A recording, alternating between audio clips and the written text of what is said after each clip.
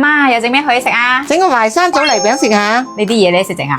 係啊，嗱，只要有個不粘鑊就得噶啦。哦，南方人都識得整餅啦。你冇聽到一做餅咧就好難，其實唔難嘅，有3樣嘢就得噶啦，有淮山、有棗、有麵粉，而且咧一啲糖都唔使加嘅。食起身你完全冇負擔喎。係啊，批淮山要戴個手套，如果唔係有一陣啊個手好癢噶。我試過，春天係食淮山嘅好時候喎。係啊，細路仔食得都好好噶。健脾脾，養胃胃。淮山切薄片，蒸嘅時候快啲熟。生藥同紅棗一齊蒸，紅棗加啲啲水落去蒸，熱水落鑊蒸15分鐘。我用嘅呢個係新疆灰棗，冇添加到糖嘅，而且係去晒皮、去晒核嘅。嗰啲皮呢又啃喉又難消化，個核呢又燥。去晒就方便啦吓。係啊，佢 Q 彈彈，軟口彈牙，好似食水果咁嘅。佢一粒粒獨立包裝嘅，平時我哋刷視頻煲劇都食到停唔到口㗎。女小朋友多食啲紅棗補氣血下。係啊，淮山壓用嚟做皮，放個雞蛋黃落呢條淮山粉嗰度，等一陣做出嚟啲雞蛋餅就黃好多啊！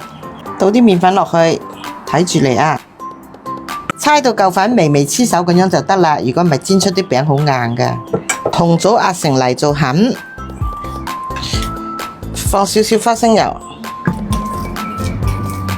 棗泥搓成一個小圓球，咁樣方便包落啲餅嗰度。而家開始整餅，放啲油我手度，唔係好黐嘅。壓餅佢就放餡。原來咁樣。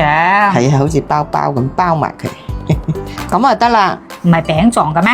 一陣煎嘅陣時先壓佢就變成餅噶啦。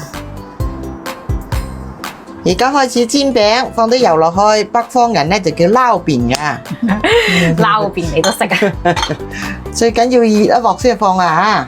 嗱，咁樣攞個手壓平佢，咪變成餅咯。一邊呢1分30秒就要反佢轉嚟，時間精準。係啊，好靚啊，金金黃黃啊！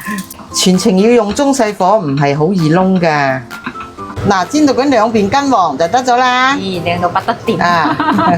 細路仔做早餐都好啱噶。哇，好靚啊！淮山棗泥餅就做好咗啦。哇，啲紅棗泥流油起沙，你睇下。得食啊得食啊，有模有樣喎！我哋南方人整餅都係有翻一手噶喎。試下先。